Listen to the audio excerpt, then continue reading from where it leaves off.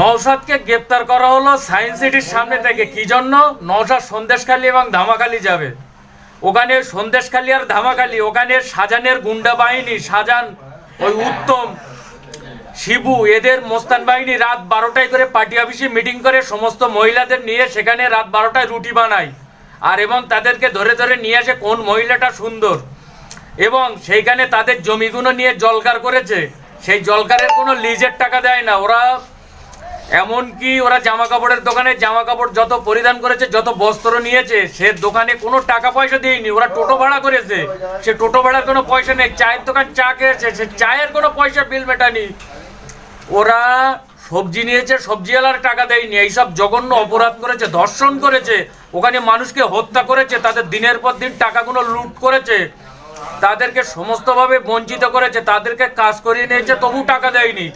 এই আন্দোলন সাধারণ মানুষ আন্দোলন করছে, তাদেরকে গ্রেপ্তার করছে। বিরোধীরা যারা যাচ্ছে, নওশাদ আজকে ও সাধারণ গরিব মানুষের হয়ে কথা বলতে যাবে বলেছিল 70 কিলোমিটার আগে, সায়েন্স সিটির ওইখানে তাকে গ্রেপ্তার করা হলো। মানুষের অধিকার হরণ করছে এই সরকার, টিএমসি অপরাধ করছে, আর বিরোধী দল যারা মুখ খুলে বলতে চাচ্ছে তারা গ্রেপ্তার হচ্ছে। শাহজাহান কবে গ্রেপ্তার হবে এটা আমরা জানতে চাই, বাংলার মানুষ জানতে চায় যে শাহজাহান শেখ কবে গ্রেপ্তার হবে, তৃণমূলের গুন্ডাগুলো কবে গ্রেপ্তার হবে। গ্রেপ্তার কি বিরোধীরা গ্রেপ্তার হবে? নওশাদ সিদ্দিক 70 কিলোমিটার আগে। এরপর তো এমন একটা আইন যা দেখতে পাচ্ছি যেভাবে, এরপরে নওশাদ সিদ্দিক বাড়ির থেকে বার হলে 144 ধারার এতে তাকে গ্রেপ্তার করা হবে, যে সন্দেশখালী 144 ধারা বাড়ি থেকে বার হতে পারবে না। এটা কি বাংলার কি আইন চলছে? এটা কি আইন চলছে বাংলার বুকে? বাংলায় রাষ্ট্রপতি শাসন জারি হওয়া দরকার অবিলম্বে, না হলে বাংলা মানুষের ভবিষ্যৎ কোথায়? এই তৃণমূলের গুন্ডা বাহিনীরা এরাই সব কিছু ভরণ পোষণ করবে, গুন্ডামি করবে, মোস্তানি করবে, সব কিছু করবে, আবার ওরাই সব আইন ভঙ্গ করবে। ওরা গ্রেপ্তার হবে না, ওরা কেউ অ্যারেস্ট হবে না, অ্যারেস্ট হবে যত সাধারণ মানুষ। এটা আম জনতার কাছে জানতে চাই কাদের আমরা ভোট দিচ্ছি।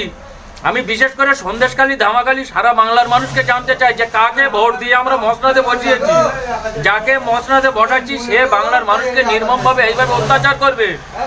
এরপরে আমার আপনার বাড়ির বউকে রাত 12টায় পার্টি অফিসে ডাক করবে, রুটি বানাতে বলবে। ওই শাহজাহান শেখ, উত্তম আর ওই শিবুর মতো ওই রকম ওই তৃণমূলের বড় বড় মোস্তান আর নেতা মাফিয়াগুলো ওরা রুটি বানাতে বলবে। একজনের ভিডিও দেখছিলাম, বলছিল যে তার বৌমাকে দেখতে সুন্দর বলে বাড়ি রাখে না, তাকে বাইরে রাখে, কারণ তার বউকে রুটি বানাতে ডাকতে পারে। কত নির্মম ব্যবহার, অত্যাচার। কাকে আমরা ভোট দিই? কোথায় আইনটা কোথায় যাচ্ছে? বাংলার কোনো গণতন্ত্র বলে কিছু আছে? ব্রিটিশ শাসন করেছিল, আমরা দেখিনি, শুনেছি, ইতিহাসে পড়েছি, কিন্তু এখন কোন ব্রিটিশ, এটা কোন কোম্পানি চালাচ্ছে, বাংলাটা রাজত্ব করছে?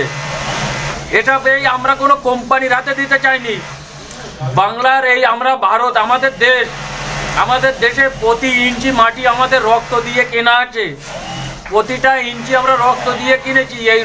আমরা রক্ত দিয়ে কিনেছি এই দেশের মাটি। আমি এই জন্য বলতে চাই যে এই দেশে আমরা সংবিধান পেয়েছি, আমরা দেশ পেয়েছি, কিন্তু স্বাধীন বলে কিছু পাচ্ছি না। কারণ এরকম একটা কোম্পানি যদি রাজত্ব করে তাহলে আমাদের স্বাধীন বলে কিছু নেই। আমাদের স্বাধীন খর্ব হচ্ছে। আমরা দেশ পেয়েছি, সংবিধান পেয়েছি, কিন্তু আমরা কেন ভালো শাসক পাবো না? আমরা কেন কোম্পানির আন্ডারে থাকবো? এটা একটা কোম্পানি শাসন করছে, এর বিরুদ্ধে আমাদের আন্দোলন করতে হবে।